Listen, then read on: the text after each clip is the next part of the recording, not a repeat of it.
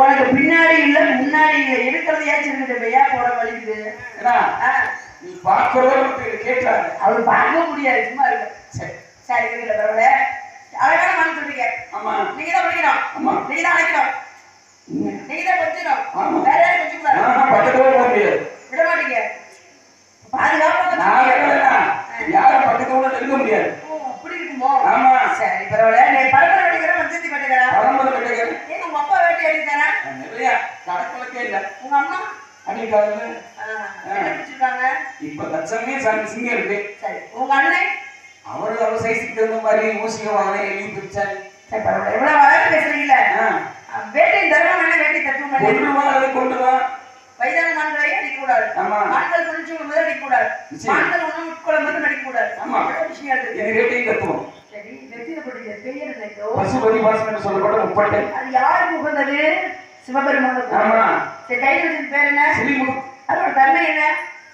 இதை காமிச்சா இந்த உலகத்துல அத்தனையுமே வெல்லலாம். என்ன விளையாட காமிச்சு மாலை குடிச்சு போயிருக்காமல பிடிச்சு போச்சு. இதால காமிச்சா காமிச்சு பிடிச்சா எனக்கு சுகம் வருமா? என் கையால பிடிக்கணும், கட்டி அணைக்கணும், முத்தம் கொடுக்கணும்.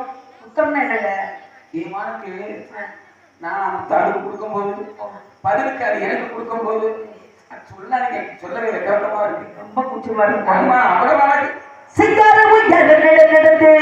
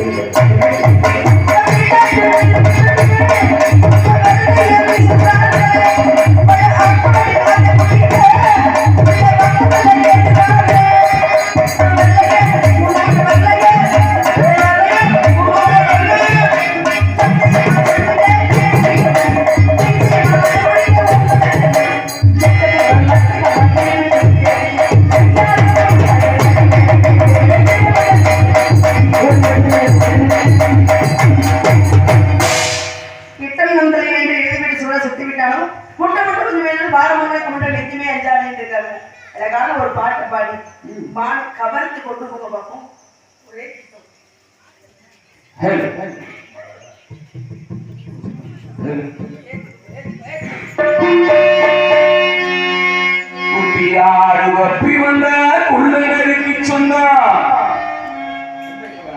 உள்ளனரி மாட்டிக்கிட்டா இந்த வேடனுக்கு சொந்தம்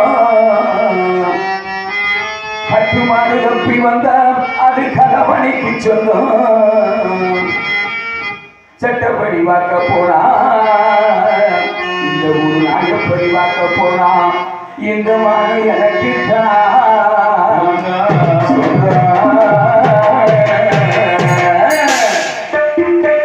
என்னம்மா என்னைய ஏகிற